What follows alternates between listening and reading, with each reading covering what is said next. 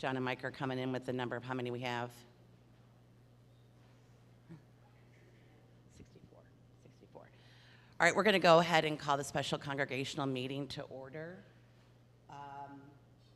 Before we get started with the long-range plan, I'm going to hand the mic over to John, and he is going to explain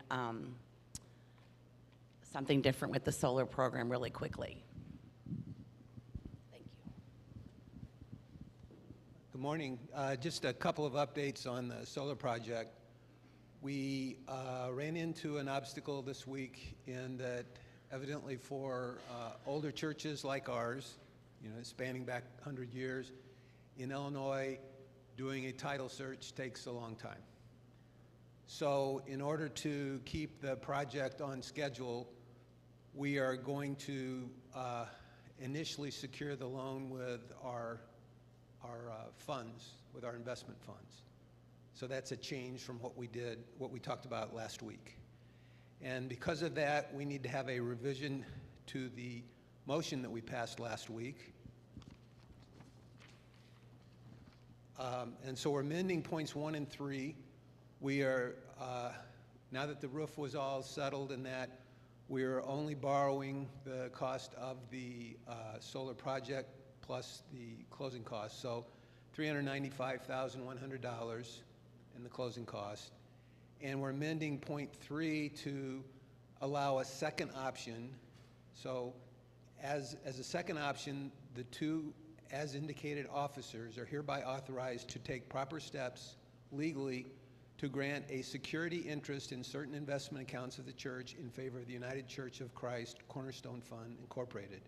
And said officers are hereby authorized to execute a security agreement on behalf of the church, and the church pledges itself to prompt payments of the same.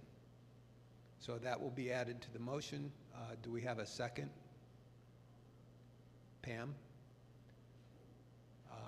Any questions? Yeah. Okay, all in favor? Aye? Aye. Let's have it count. Those opposed? All right, thank you very much. Okay, we're going to move right into the long-range planning presentation. Before we get started, I need to give out a huge thank you. This is such an exciting time to be part of St. John. The long-range planning team and church council have been working on the data collected from the surveys, and we have a lot to share. I would like to thank both groups for their commitments and engagement within the church. And then Pastor Jen, if you are ready to begin, and she's in the back of the church. And I don't have any good one-liners yet, so open mic time. Hey. It's time for me, and I'm supposed to get this fancy clicker. I don't know, Mark made big promises this morning. Does it work? Okay. All right, so I am going to begin by just opening, well, let's close in prayer. How about that? So this is what the Long Rangers have been working on for the past year. About a year ago, we called for a group of long-range planners for our church. And churches, this is something that churches do. We've had them before in this church, but to make a plan for ministry is something that is a good idea to be a church that grows. Not all churches have plans like this. It's just sort of a lot of churches just, well, we're supposed to do worship, and we're supposed to do good, and we're supposed to love God and follow Jesus, and that's the extent of their plan, which is fine. But what we decided to do was enter into a holy conversation to sort of discern with all of you, with our ministry partners, with the demographics of the town that we find ourselves in, to say, who are we? What are our best means of ministry. What are our best directions? Anecdotally, pastors will tell one another that every healthy church is about three things. A dynamic youth program, a really amazing bell ringer program, and wonderful, wonderful preschool. Three things. But every church has their own three things, and no church can, you can do a lot of things, but you can't do everything. And so what we did through this process of discernment was try to,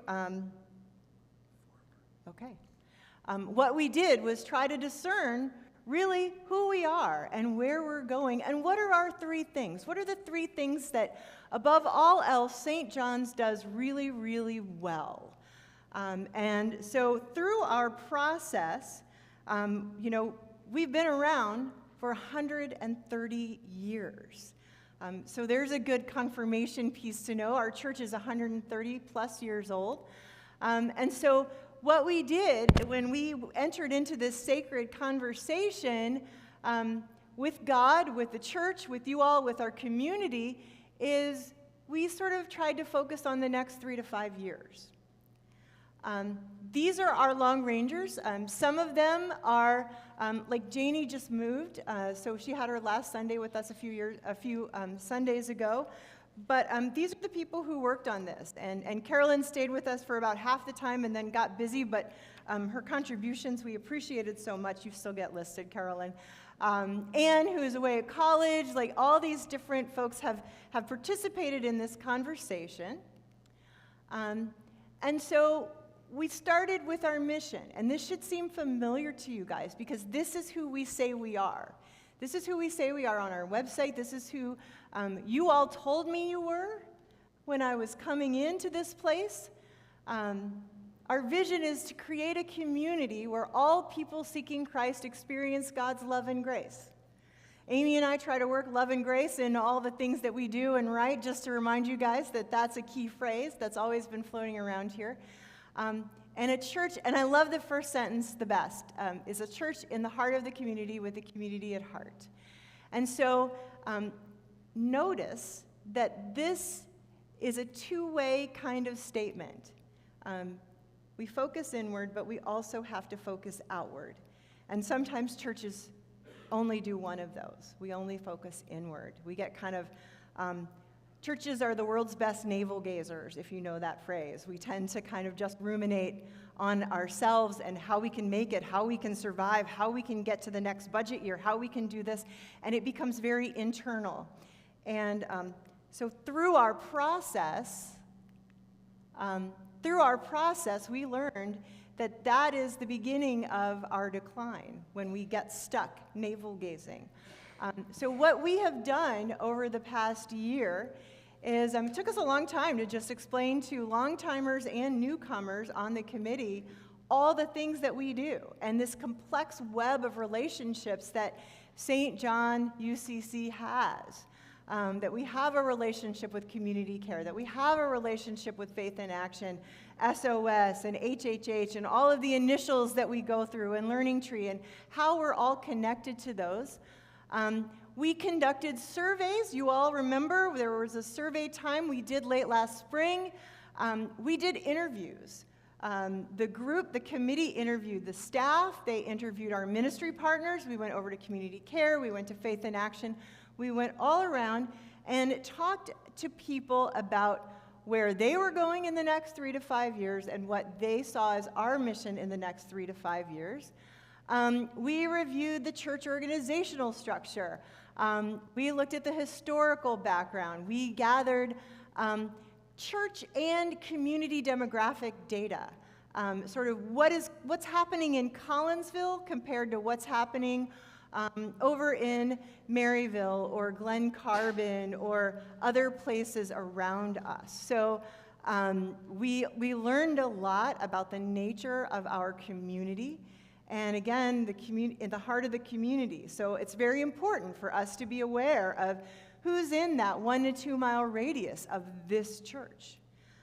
So when churches ignore who's in walking distance, they start to lose their vision, because you always want to be aware of who's in a quick drive or walking distance from your church. God's telling you something with those facts. And we read books. We read A Spirituality of Fundraising. We read a book called Autopsy of a Deceased Church, which was really, really enlightening. And again, that's where we learned that that sort of inward worry and focus and anxiety that churches get wrapped up in often creates an environment where that anxiety just spreads faster than the Holy Spirit. Anxiety spreads faster than the Holy Spirit, and it catches on, and people start getting worried, and what are we going to do, and how are we going to keep the lights on and the doors open? And we get so worried doing that in our heads that we forget the mission that we're called to do as embodied people of Christ. So we did all of that over the last year, and then we started sorting through all of that information.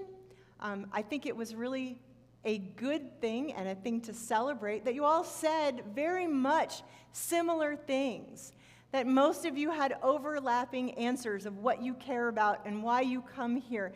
And so even before we started, it told us that there are a lot of ways in which we're already all on the same page. And so that's not just a good starting point, that's an excellent starting point for all of us. And what we came up with were these sort of 3 pillars, those 3 things that we are about, and how they are going to kind of hold up the structure of this ministry into the future for us. Those pillars of ministry, they will define what we will be doing, and really they define what we are already doing.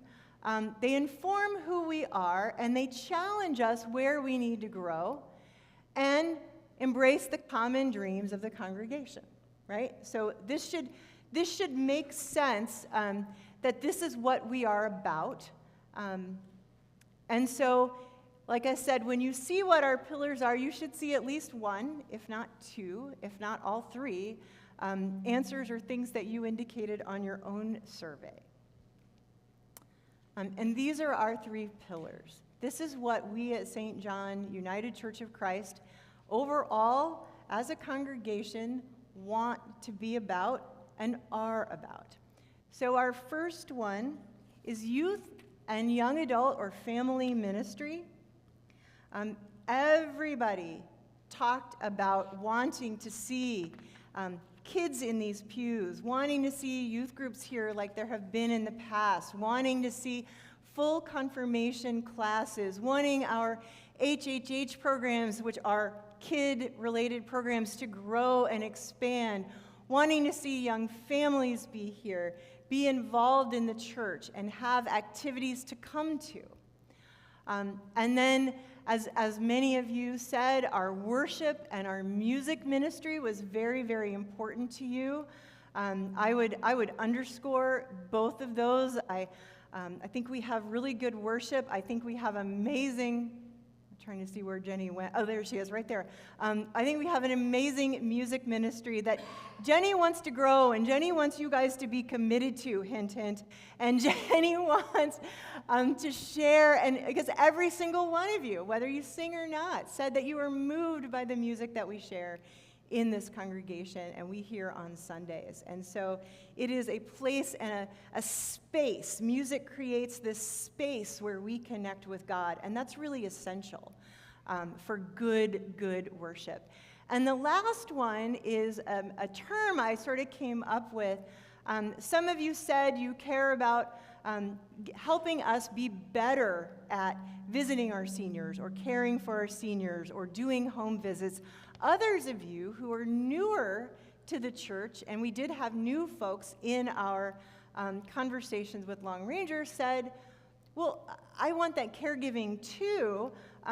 This building is so big, there are no maps, I don't know where to go, I get locked out of sections, I can't find which way to get to the parking lot after I come in on a Sunday. you throw out all of these initials at us, HHH and SOS and FIA and what is it, community care, SJ, CCC, or however they, we've got all of these, and UCC and ONA, and what are all of these initials you're throwing at us? It's like alphabet soup. And so that's a type of caregiving we realized. Because people don't just need care when they're, 60 plus or 70 plus or 80 plus or 90 plus for some of you, but they need care right when they walk in this door. They need to know that they are cared for, that they are heard and listened to. Our children need care, so it's a multi-generational ministry. It's not just one age. But there are ways that we can minister to the congregation and to one another on many levels at many different ages and for varying reasons and varying needs. So those are our 3 pillars. Again, repeatedly youth were lifted up. Everyone said, we want youth here, we want young people here, we want to see children, we love seeing kids run around. But that, importantly, and you'll hear this a lot, inward and outward. It needs inward and outward action, bringing youth and their families into church and going out to find them where they live. So that is something that we share. Worship and music, and there's a key role in bringing our Sunday worship experience to the next level. That was music. There's a need and opportunity to enhance and add to our worship experience, to reach a broader cross-section. If we want to blur the lines between weekday and Sunday, and we are about worship and music, maybe that 1 + 1 equals a weekday worship service, So those are things that we can begin thinking about, and how I think an easy example of 1 + 1 = 2, how the plan can work. So we've got multi-generational care ministry, our families, our caring relationships, being welcomed, people feeling like they're alone or an outsider, and a lack of information or not feeling engaged.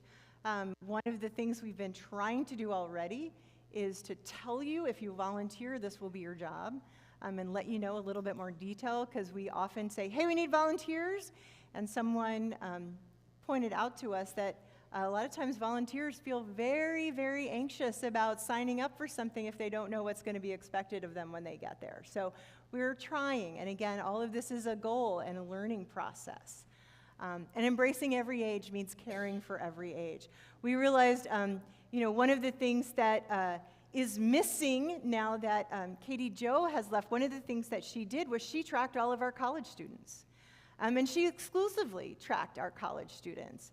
And she used the confirmation classes to compile care packages and things like that for them. And all of a sudden, it's like, oh my gosh, who's going to care for our college students, and who's going to track our college students? So, again, there's just a lot of things that are involved in this multi-generational care. And so now, I guess this is where you come in, Mark. So I will stop. This is my piece. And everyone is kind of digesting it so far. I'm just going to do a check-in that it's sort of resonating with you and making sense, that some of it is stuff that needs improvement, some of it's stuff we already do really, really well. But I'm hoping that I'm getting head nods out there, so I'm going to let Mark take over for our next section and lead you into more logistical things. Okay. Thank you. She's excited. I guess I should be excited. Woohoo! So, try to put a little bit more context around what you're going to be drinking through a fire hose today, right? So, supporting the pillars is about how do we bring the 3 pillars to life? How do we not make it just words and ideas and a nice graphic that goes into the drawer? So we asked ourselves, what's it going to take to make these things come alive? And we've looked at your surveys, we've done the discussions, everything that Pastor Jen talked about, and we discerned, and we came up with these 6 areas that we need to focus on to help us be successful in our execution.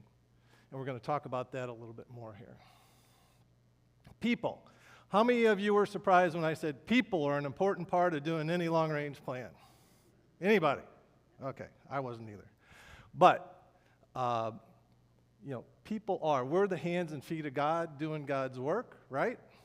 So, people are critical. You are critical. You guys are like the secret sauce to St. John, right? You are committed and passionate about serving our community. You told us that in your surveys. You recognized everything we do, we reach out, and you said, we want to do more. We want to find new ways. Because there's some things that some of us, we don't know about, or those acronyms we use. We need to connect people more to our mission and our ministries and figure out what else is new. We've been doing some of these for a while. New members, some of us old members may want to do something different. So that is a good thing, and people said we want to do that, and that's what made us know we have energy here, we can be successful here. But to do that, this term people isn't just us. We broaden it. It's members, non-members, visitors. We're talking about getting people involved who share our passion for serving our community and making a difference in life. 2 elements. We need to attract people. Pastor Jens talked about this. We heard half our committee was new members, and we got a lot of great insights into things I didn't realize that were barriers to bringing new members on. Attracting people. We got to do better with our welcome. We need to do orientation, communicating with our community about who we are. Collinsville is very much a well-diversified community. It's more diversified in the population than anybody else surrounding us. We looked at the census data. In our community, we need to figure out how to share our story with them and tell them exactly why we're different, because we're the ones, we make the difference. We live it. And the new members, newer members, some, I think, but a lot of you said, I came to this church because you serve a community. You go out and do it. You live it. That's what I wasn't getting at the other places that I was going to. The next component of this is then how do we align ourselves and empower ourselves to go do the work? So we're looking to look at ways, how do we re-engage with our ministries? How do we make sure we're following those 3 pillars and doing things that support those pillars? Okay, so that's there. And then how do we empower people to come up with new ideas for ministries? We kind of step back. There's not 1 or 2 of us that figure this out.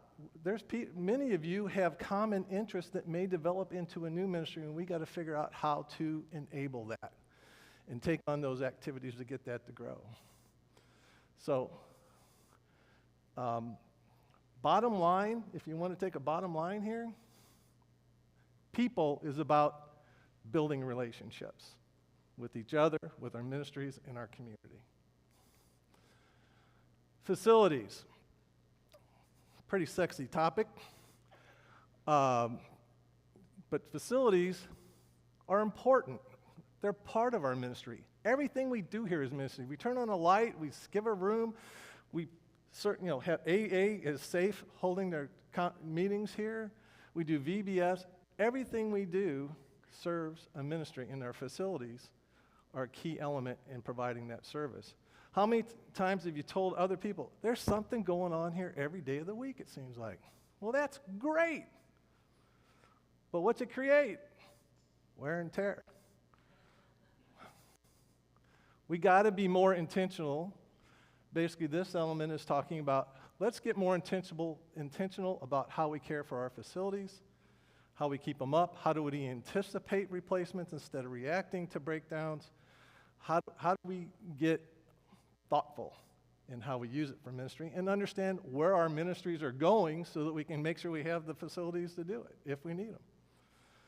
So that's a big element. And don't forget, the welcome, first impressions. Somebody walks into the church and they're seeing torn carpeting like over in the education building right now, where it looks like we're still living in the 1960s, or we don't have certain other things, or things are broken. It's not a great first impression for somebody that walks in. And we only are going to get that sometimes one chance to make that first impression, no matter how wonderful we are. I wish I could say it's different. So let's be very intentional in how we manage the campus. And technology, love it or hate it, it's here. And you saw how well this technology just worked this morning. So we need to figure out how to use it more to communicate and use it in our ministries that we deliver internally. Think about it. People work at work. They're doing video conferences and meetings to make things work. They've got laptops and smart books and all this stuff. If we're trying to attract people here, we need to figure out how to incorporate a lot of that technology into what we do, because if we think about it, our younger generations, they grew up with this. This is how they communicate. This is how they commune. And a lot of times, it may be the only way they can participate in a meeting is if we do like video conferencing, right? Why am I blanking on? I do it all the time. Zoom calls. Has anybody ever tried to do a Zoom conference in this church? How well does it work? And how many times has somebody brought their own equipment to make it work? And how many times have you tried to listen in because somebody brought a laptop that would have the camera in it and the microphone that you're trying to sit at home listening to 8 people around the room talking? It's not we're doing it, but we can do it better. And if we give people the flexibility on how to participate, those types of things I think are in play. Our kids have more technology in their classrooms than what we have here. Sunday school, or even, they have tablets in their classrooms now. They have smart boards in their classrooms. These kids are smart. We could extend how we interact with families at home. We talk about families. If we could figure out how to use apps, perhaps. How do we use tablets? How do we have Christian ed throughout the week? Perhaps. I don't know these answers. I'm not telling you they're the answers. I'm just telling you we need to take our hard look, get some people to look and say, what can we do to improve the type of technology we have? Organization. This is really about how we do business. How do we make decisions? How can we be more efficient at it? How can we streamline it? How can we build collaboration in what we do? We've had discussions about creating spaces where organizations can meet in one time and share what their plans are going forward and seeing if there's others that want to support them in their efforts. Or maybe they have questions, but we get everybody together on the different entities and we all understand where we're going, what's coming up, and if we can play a role in it. So collaboration is going to be a big word that we hear a lot, but how do we do it more? How do we work together to support it? How do we get people involved? How do we hone our message to the community and get our message out about who we are and what our missions are? How do we work more with fewer meetings? That too. Whoop, whoop, whoop. Yeah, nobody likes that. But so anyway, our organization structure, as we go through this, we'll have to critically take a look at it and say, how can we make ourselves more effective and make things work better? In the old days, everything was paper and everybody had to sign off. We don't have to do that kind of stuff anymore. And we need to empower people to move forward. Funding, another very sexy topic. Yeah, Mark, I hear what you're saying, but how are we going to fund it? I don't know. But I think we need to put our faith in God, that He will support us. If we feel the call, we are plugged into our ministries, and we believe in them, we will find a way. And it doesn't just have to be us. We need to be diversifying our sources of funding for these programs. And we've started that. And we're going to start calling things fundraisers. What Pastor Jim was doing today was very intentional. It's fundraising, and fundraising involves the community. We got to find ways that our fundraisers aren't just us, but we're reaching out and using it as an opportunity to bring people into the church and find out who we are. And even if they don't want to join our church, they may like one of our ministries and want to participate and volunteer and contribute to it, some funding. And then we've talked about this before, but we've said grants. There are foundations and organizations and people out there who will support many of the programs that we do. And we've got a grant writing group that's formed and actively looking at that. But we can get independent funds to do things like HHH, which are impacting lives in the community. We make a difference, and people will join us on that ride. And then finally, our ministry partners, very important. Many of these, the three on top there, well, actually the community care and preschool and soup kitchen, almost exclusive, everybody said that's one of the most proudest things we do. And then when we say, what are you actually involved in? It wasn't necessarily those.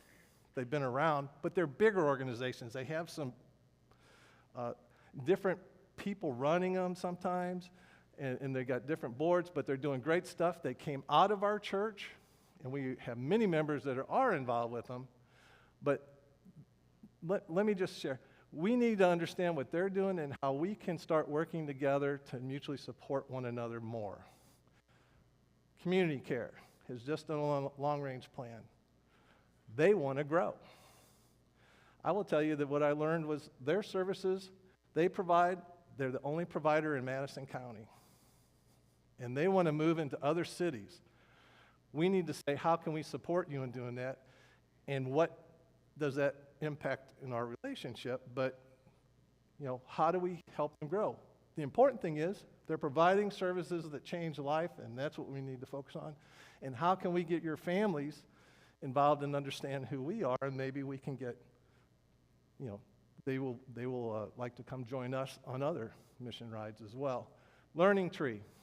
Gigi Lodgegren is the new executive director. What a great time to talk and say, how can we do things better? How can we become more involved in working with the children in the preschool? For instance, a lot of our members say, I'm getting older, I can't do stuff. I know this, you can still read a book.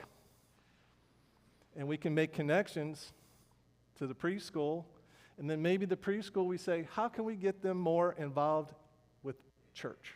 How do we get them maybe into the sanctuary and participating in more than just an occasional circus over in Faith Hall?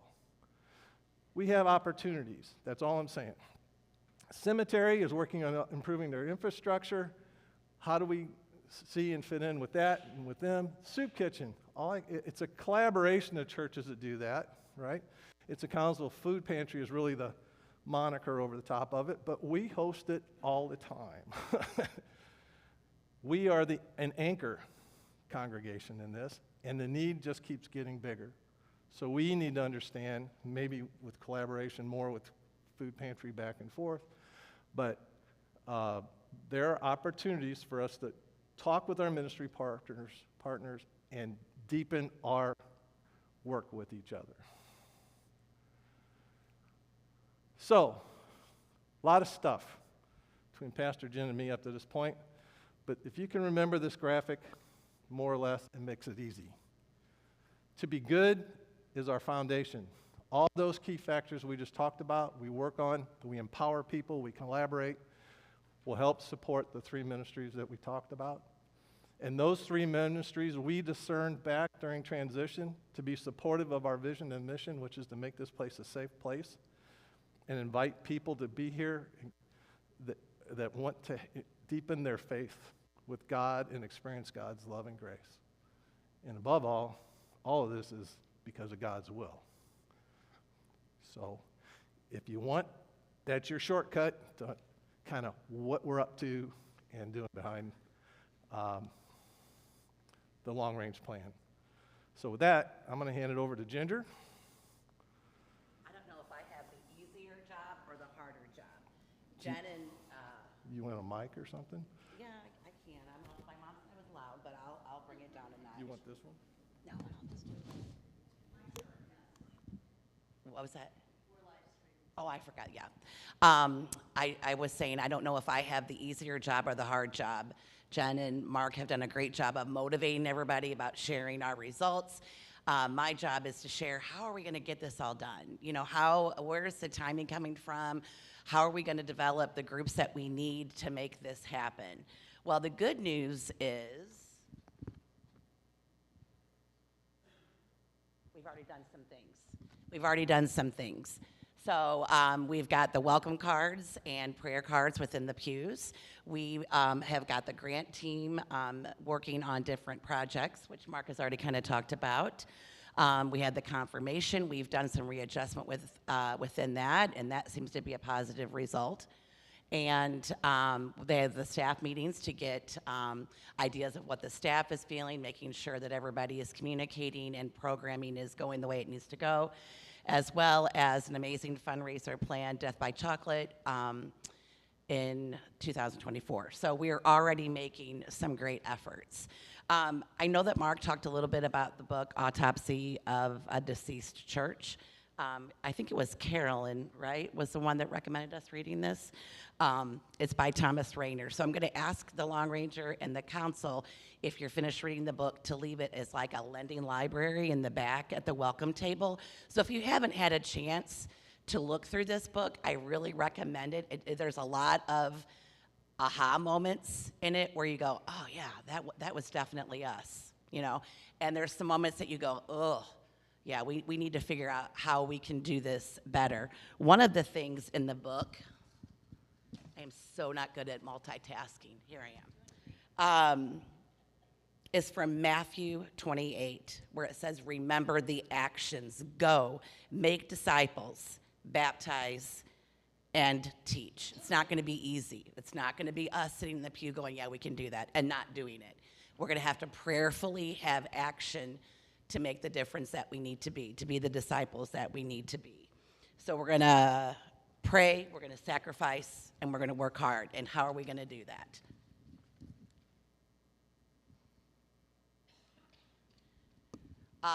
We are going to begin the search for an associated pastor, an ordained pastor. You've told us from the survey that you're ready for us to grow. We're hearing you. In order for us to do that, we need support. So we are going to begin the search.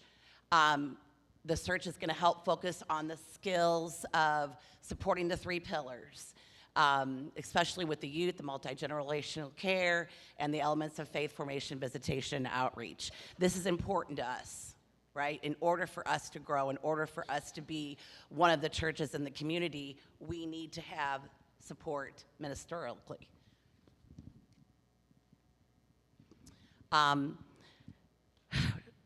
By searching for the ordained pastor, we are going to continue with our vision, and this is our why. So the Long Rangers have come up with some teams that are developed that are going to help us work together. And it's not just going to be a team of a few people here. We're all, as a group, going to figure out where our gifts are and how can we bring them into the church. So as I'm reading through some of these teams, I want you to prayerfully think of how your gifts can be used. If you are one that's an extrovert and you love talking to everyone, then welcome team may be your idea. So the welcome ministry team, and I'll talk a little bit more about the teams after I introduce them, is implementing additional ways to get people into the church, implementing ways of making people feel welcome within the church and giving them the communication of where things are in the church, maps, support groups that we have, other programs that we're doing within the church. The second team is youth and family ministry team, so that may be focusing on the youth programs that we have, involving younger families, coordinating with Learning Tree Preschool, HHH, so that may be a team that you're interested in. The care ministry team, we talked about that, making sure that we are taking care of multi-generational people. The young from the old, the new, so making sure that we're reaching all the people that that need care. The worship and music ministry planning team. We talked a lot in the survey about how we loved worship and how well Jenny was doing with the music team. And so we need to continue to build that group so that we are making a difference within the service. And the communications ministry team, if you're really good at being on Facebook and making us different from other churches, getting the word out there, that may be a group that you're interested in. Developing ministry outreach programs, updates to communities, how we make a difference, internal and externally. Those are all immediately. So when I say immediately, again, we're going to talk a little bit about that further on. Launching educational stewardship program for members, initiate discussion with ministry partners. So we talked about our relationship with community care and how we can work better and service within them, as well as learning tree. So having those discussions and making sure all of those programs are growing. Short term, so after we have, the search committee have come up with, as well as council working on together, the ordained pastor, realign the staff job descriptions, focus on the goals of the 3 pillars and how can we realign things to better function within the church. Within the 1 to 3 year line, review church organizational structure, revise governance and policy documents as necessary. Re-envision groups and committee formatting. Jenna kind of mentioned, less meetings, working better, not maybe harder. I don't know if that's what I want to say, but planning and what? Smarter. That's better. That's better. Yeah, that's better. And collaboration between the other organizations and the groups, so everybody working together within. Technology and ministry team, Mark talked about that, accessing the need to be better technology, access to the community, and what was that? Okay. I like to talk and walk. Okay. Facilities ministry team. So Mark also talked about the facility and the needs for that. And if you are one that has insight to that and structurally you may be interested in being a part of that team, identifying 1 to 3 potentially new community outreach ministries that collaborate with the ISC congregation. So those are just some different teams that we are, as part of our pillars, hoping to develop so that we can make progress within our mission. Wait, I have something I wanted to say here. This is our time. This is our time to invite God to be part of our process. So we're going to learn with him, and we're going to let him guide us through the ministry. That's not always easy, but we need to be engaged in the process. Engagement is the word that I like to use when we talk about this. Engage in the process, engaging in the new fundraiser of Death by Chocolate and being part of that pledge, engaging in SOS, engaging in those ministries that we are reaching. Okay, as we're calling for new search committee members, we're looking for a wide representation of the church. We're looking for young youth. We're looking for parents of children within the congregation. We're looking for new members. We're looking for older members. We want a wide opportunity with the search committee. In the back, after we have our service today, I have clipboards that are available. So if you think, oh yeah, like I know Jim Shantz is gonna sign up for facilities because he can fix just about anything. Mark Doty's gonna be standing with him. So those are some people I know that would love to be a part of that team. So I have sign-ups in the back that if you think, oh, that might be something I'm interested in, you can sign in for that. You could prayerfully think about it. It's not gonna be anything that we probably get done next week. But our thought and plan is to develop a kind of grouping, a planning, maybe having, I think we talked like about should I talk about that? Like a Saturday where all the teams get together? Yeah, so one of the things that I just want to stress, because a lot of times these meetings in churches, You get to the end and you're like, see, they're just trying to make us all do more work, give more money, and, obligate us to make a bunch more, to have a bunch more things on our plate. And that's not what we're trying to do at all. We are trying to work smarter. I can't tell you just some of the things that having a new staff at the staff meeting, like I will give a shout out to Mike's wife, Gigi, or actually Gigi's husband, Mike.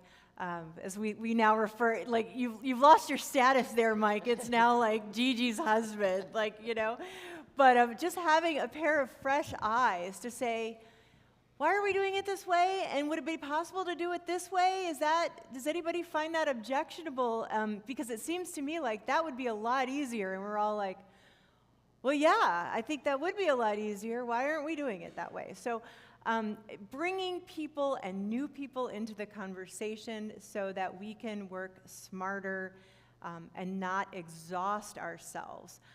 Now, I will say that if you would like to be a voice and participate in the associate pastor search committee, that's some work, and I know Beth and Mark Waltermeyer and Stu and Nancy Fitzgerald can talk to you and tell you about, I'm going to forget somebody that's here that was, and Stephanie that was on my search committee, Megan Doty. Megan, no longer Doty, sorry. I didn't even know her as a Doty, and I'm doing it. Megan DeLong, but how that is an obligation, and I will not lie about that. It does take meetings.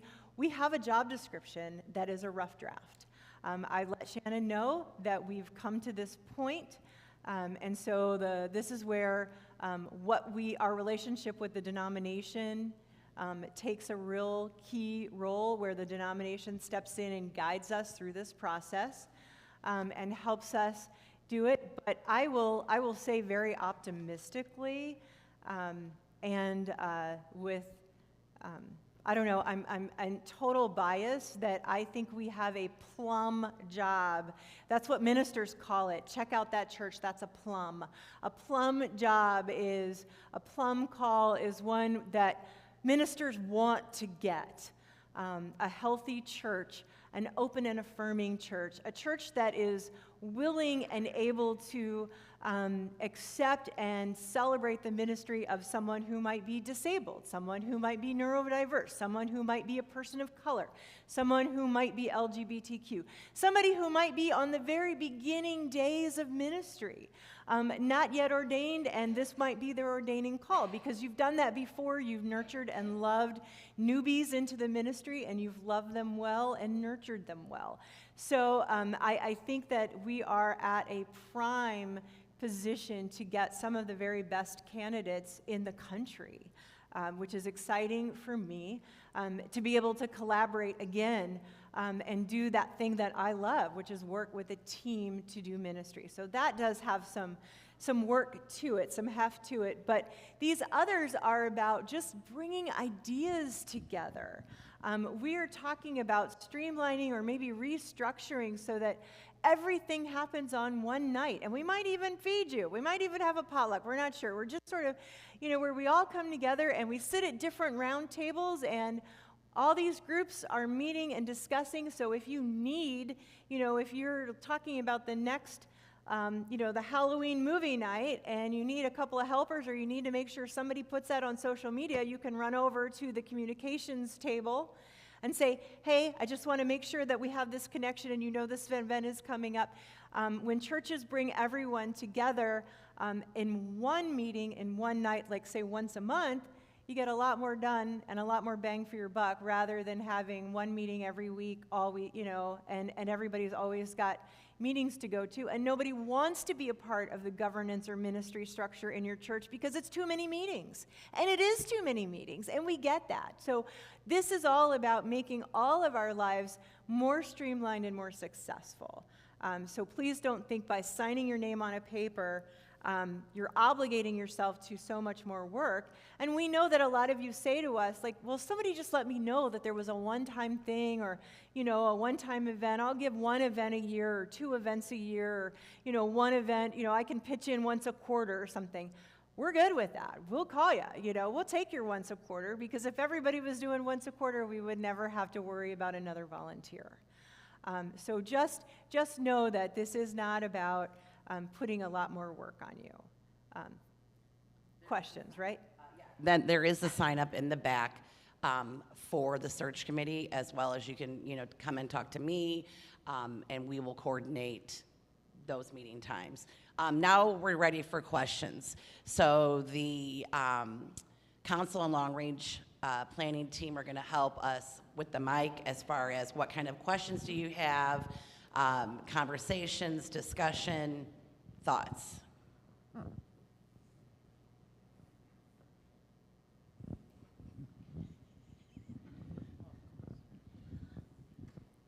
I probably am not going to make a lot of friends. I'm sure Sunday dinner will be very exciting for us tonight.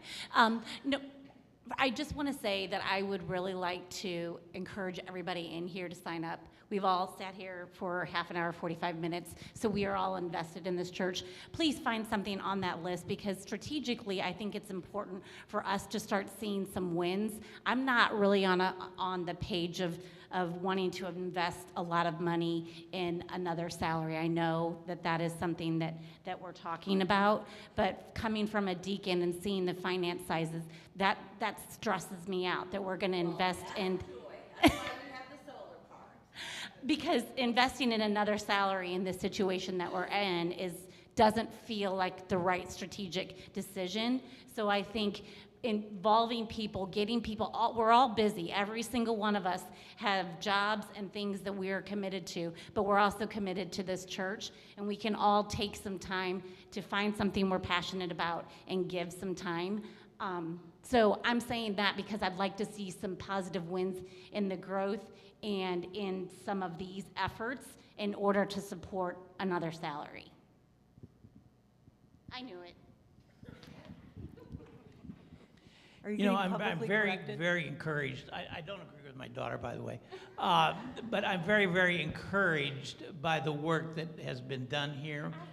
And I thank you all for doing so, because essentially what I see happening here, if we embrace this, is we fundamentally are changing who it is that we are as church.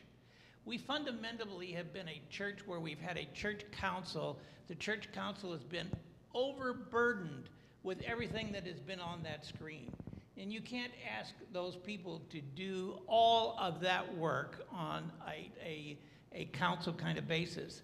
And so we're in the process of restructuring the church to be a ministry team structure, which I think is the forward-looking process of churches today that are really having an opportunity to attract new members and to be church.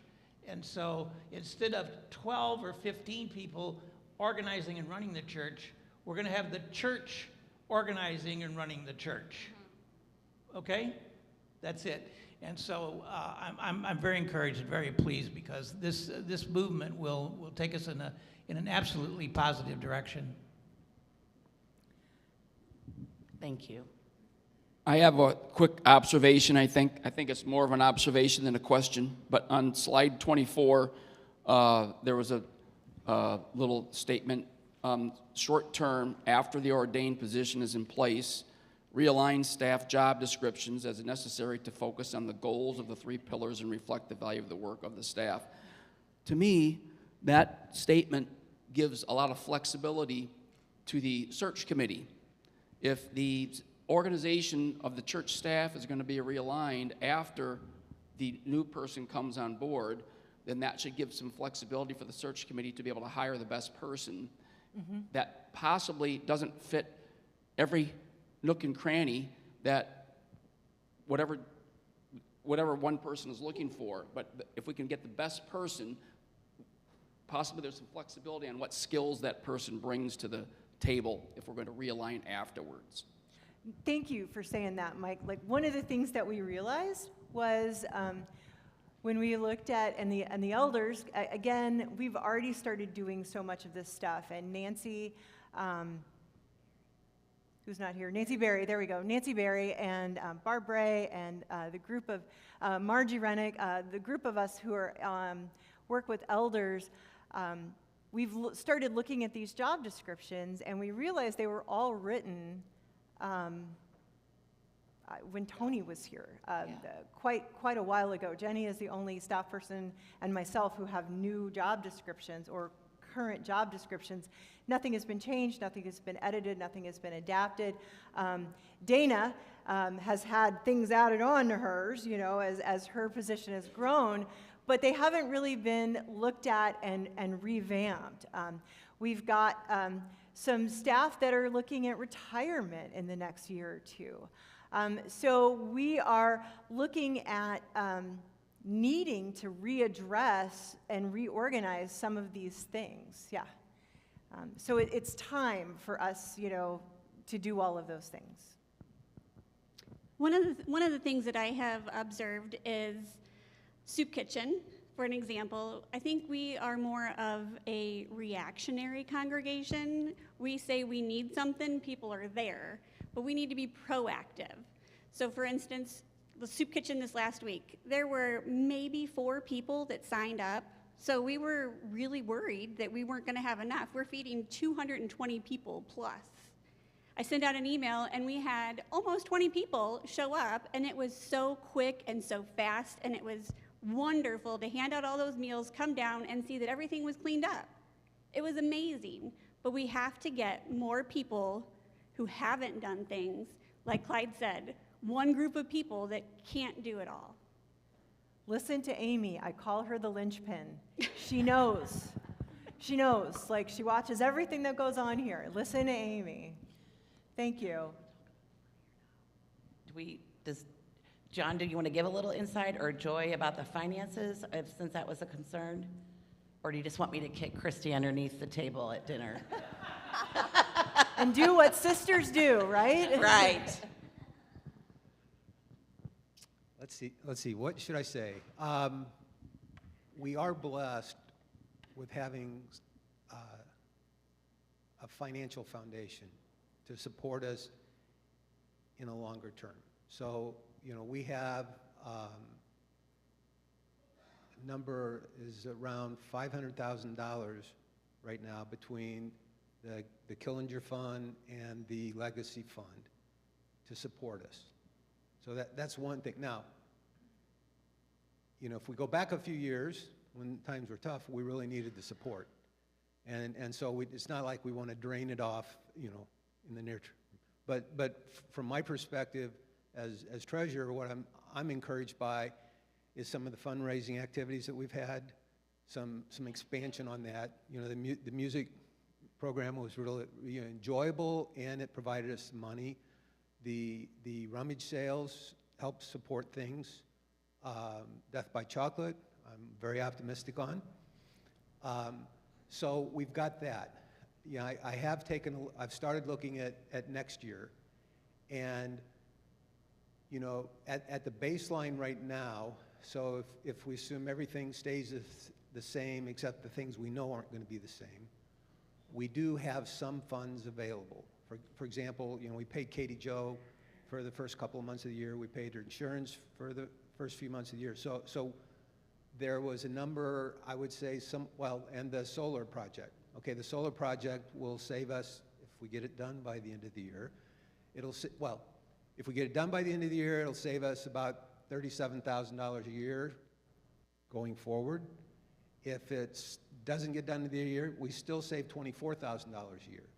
So that's money that we can use. You know, so there's some others. So we're probably, you know, if everything stayed the same except those that haven't, we're probably in the $40,000 to $60,000 that we would have available for the extra position using what we've got now. So now, one of the challenges with the clergy is that we pay 100% of insurance, and there's a pension. So it's not just the salary, there's the benefits that add on top of it. So we still need, you know, it'd still be nice to we need to come up with some additional funds. But grant writing, for example, if we get some money through grant writing, that will offset some of the money that we flow into HHH. So I see lots of opportunities there to maybe, that where it's not unthinkable. Does that help? Okay. Yes. Oh, no, not me, Beth, all of us together. Do you have, I know you said there's clipboards out there for signups, but do you know what all there are? Because I'm sure we're all going to just crowd around those clipboards and not be able to see everything at one time. So the teams that I had announced, the welcome team, I'll have to look through it again, the multicultural care, the youth, the music and ministry, they're back there. We're going to keep them back there. So if it's crowded after today, they'll still be back there for Sundays. And you'll see, and it just asks for your name and your email. But the search committee is also back in the back, if that's an interest of yours. What other kind of questions do we have? Yes, Stephanie. Oh, Joy's running. You're a good runner. Am I understanding this correctly, that all those teams, all those clipboards, they are going to absorb our current youth ministries? Is that going to be absorbed by this youth and family ministry team? It's not going to be two separate teams. I think it's a team, right, Mark? Is that the idea? It's to be determined. Okay. I would think, this is just my opinion, I would think it would be add to it, as a one group. Right. It wouldn't make sense to me to have two separate things, but I'm not sure how that's going to go. So that's a Well, some of them are already functioning. Like there is a youth and family group. There is a care group already functioning. Nancy Berry and Diana Poole and Dina have been really helping with that. So I think this is about getting additional people to be involved. Collaborating. I would never say that this is to replace, because you're already doing work and you're already doing good work. It's getting people to come in and not having to, beg additional people or beg volunteers or, beg greater involvement, but have people invited into that conversation so that we can all do better work, yeah. Because there are some of those groups that are currently functioning, yes. I guess I would think back to, the time we were thinking about building Faith Hall in the early 2000s. Don Sabbert was retiring, and people said, should we take this big step now? Should we go forward? And the response was, yes, we should go forward. Look what we've done with Faith Hall in 20 Amen. years. So at some point, and we named it Faith Hall for that reason, because it was a leap of faith that we would succeed. And so Well said. I think this is maybe another one of those times we have to take a step forward, maybe a little unsure about the future, but if we bring in a vibrant new person that brings in, the youth and helps our church grow, this is, I think, what we need at this time. So that's my thought. It's a leap of faith, but you've heard there's a financial backing to it as well. Thank And you, Joy. With the image of a leap of faith, you have to look up, right? Because if you look down, if you gaze down, if you navel gaze, you'll see that you're taking steps that you may not feel are so secure. So we get that it's scary. I will give you a perfect example of taking that leap of faith. When I got here, one of the things that struck me, it was still during the pandemic, and Katie Jo had talked about youth and family ministries and senior high youth and junior high youth, and I'm like, well, are any of those functioning or any of those meeting anymore? And she's like, well, no, not really, and she would get the youth or try to get kids together to do the Flamingo fundraiser, over the summer, which I still think is an awesome, awesome fundraiser. But when I was in the office and it was happening, it was Katie Jo running the whole thing. Katie Jo moving the things, and I went with her, and there weren't youth participating. It was just me and Katie Jo and Amy, running this thing and moving these flamingos around town to make money and raise money for youth that we weren't really, that seemed to be there, but we weren't really bringing together. And so then I spent a summer watching HHH and was just blown away by how many teenagers and Vacation Bible School and how many teenagers run through this church during the summer on a daily basis. We're talking 50, 60, 75 teenagers. You know, and so this was all like my first year, my first 2 years here. And so, you know, against good judgment, I tried to start a youth group. And Stephanie was there to help me, and Melanie Fisher, and Jim Achenbach, and we were trying to get youth together. And a lot of them, you know, and then I started noticing and realizing that we have this dichotomy in our church about church kids and HHH kids, and that somehow or another we see them as different. And so that's why you saw a lot of that stuff and heard a lot of that stuff about integrating Sunday and weekday, because there is no difference between HHH kids and church kids. They're all church kids, and they're all our kids. They all belong to all of us. And so we met for about half a year and had up to 25 kids at a time, up to 30 just names on the roll, rotating through, meeting with us, loving what we were doing, ready to do all the things that youth groups do. And you got to get them coming on Sunday night before you can kind of integrate them into Sunday morning, because they're teenagers and they don't want to get up on Sunday morning. And all the teens back there know that are looking sleepy-eyed. But you've got to get them coming. And what my ideal would have been to hand that off, because it wasn't in my job description, to hand that off to Katie Jo and a team of volunteers. But Katie Jo had just had 2 babies, you know, and she was gone on maternity leave. She had 2 babies. They couldn't hand her another Sunday night program. But what we all learned from that is the kids are there. They are aching to have time and attention. I still get text messages from kids, like, when are we starting youth group again? When are we going to do Sunday nights again? They want it. And so if the kids want it, and all of you said that you want to see kids running through these, up and down these aisles, then we've got to do something to make that happen. And that's a risk. And that's, you know, because one person cannot do all of that.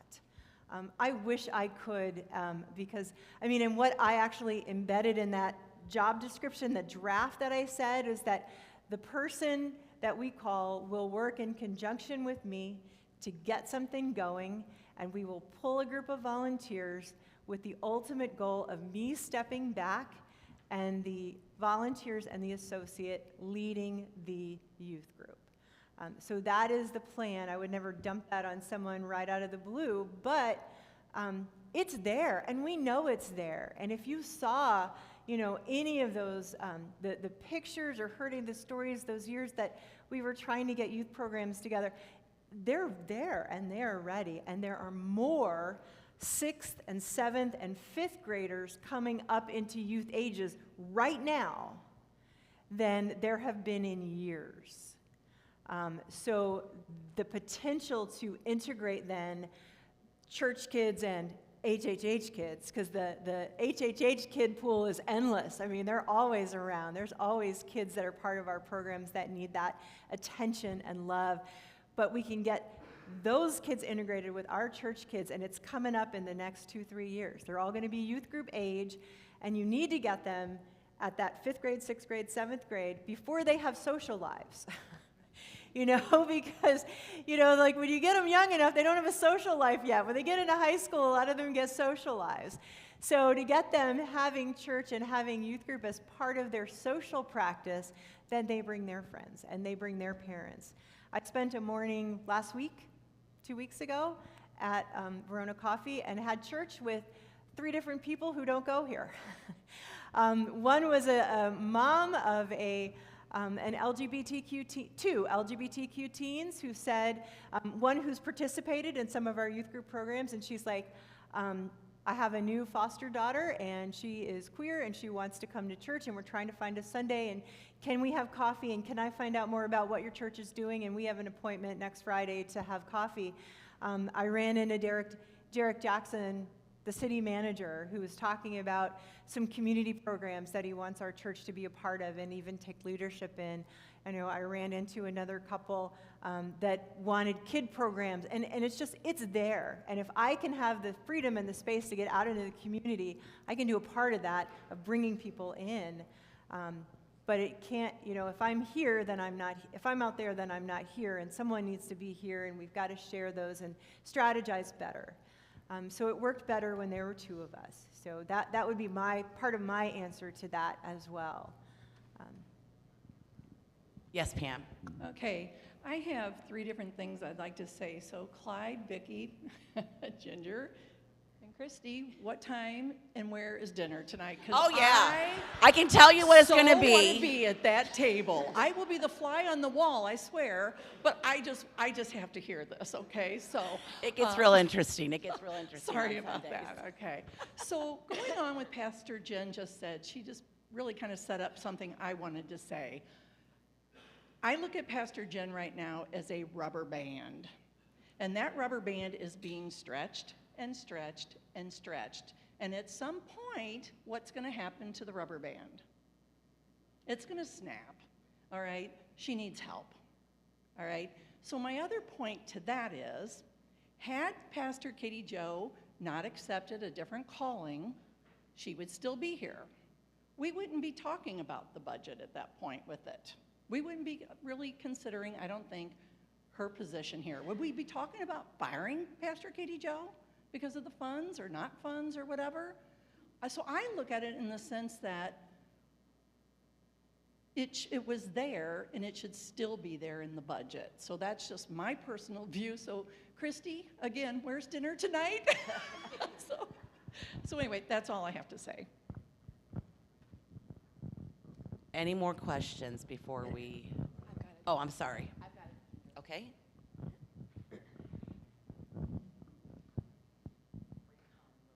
Now, y'all don't have to ask me if I'm excited. Y'all already know I'm excited about the forwardness that we're taking in our church. And I said this last Sunday, I'll say it again. The best way to prepare for our future is have a hand in creating it. We all have that opportunity to have a hand in creating our future that's just going to be amazing. We are already making a difference. We're already seeing the progress. Last week, I asked people to pledge for Death by Chocolate. You guys, we've already got $6,000 in pledges. That's you. That's all of us working together. Our goal is $30,000. There is no doubt in my mind that we're going to make that $30,000. We can do it. One person can make a difference, but all of us together can change this community. I don't have any questions. I just wanted to make that comment. The best way to prepare for our future is to make sure that we have a commitment and we have a hand in creating it.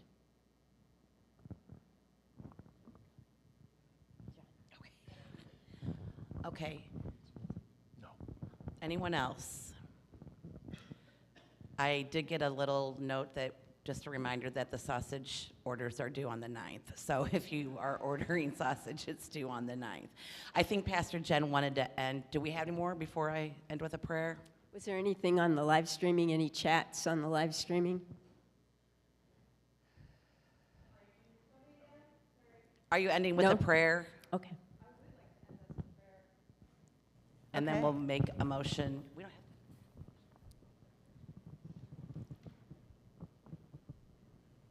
To adjourn? You're going to do the prayer, and then we'll motion to end. Okay. So again, when we started, I said this was a holy conversation, and I will also say that I'm so excited that we're at this point, because when I went on my pilgrimage in May, I was with a group of 8 clergy, and I was like, those discernment processes that we're all supposed to do with our churches, those just strategic planning things, and they're like, yeah. And I was like, we actually made one work. And we actually went through it, and we actually finished it, and we actually got to the end, and we actually, like, have a plan of action. And they were like, no way, that never happens. Churches never get that far. It's like herding cats. And it is. You know, pastors are excellent cat herders. But to actually get to this point, I think is incredible evidence that God is working in our congregation, that God is working in our community. And that is, I mean, that's why we're all here, right? To see and feel and be a part of God working in the world. So friends, let us pray.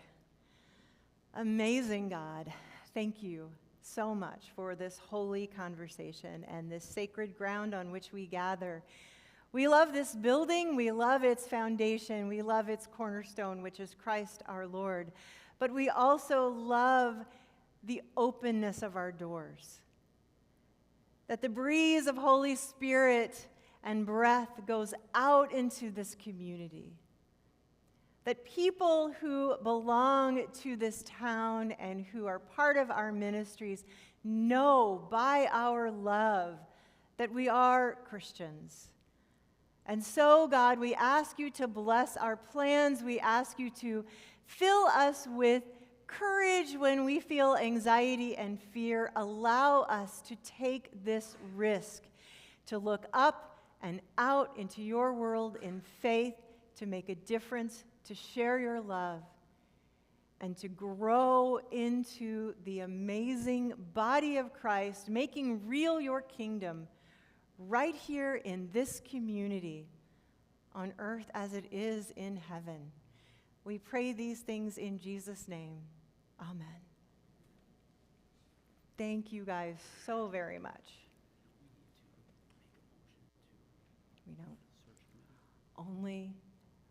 Okay, so point of order. We don't need to make a motion. Council makes a decision to hire and call a pastor, to open up a search. That is a decision that council makes. What we said to you all at our last annual meeting was that when we have a salary, because it's an addition, we didn't put the salary into our current budget. So we couldn't hire someone without having an approved congregational salary, right?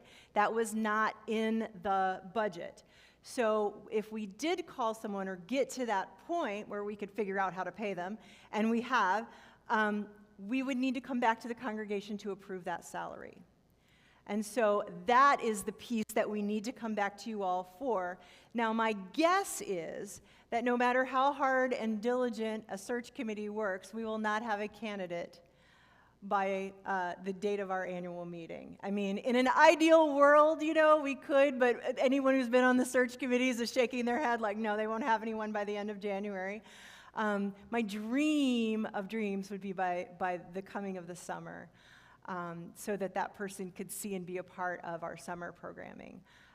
But what we could very easily do is put that salary or anticipated salary or even just a part of it into the budget and have that approved by the congregation, either just collectively in the entire budget or even separately, however you all think we should do it.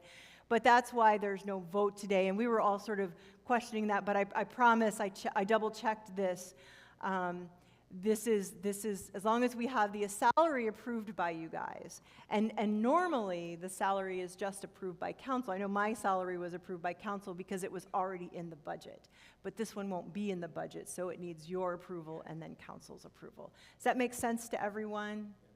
Okay, yeah. All right. Any other questions or anything?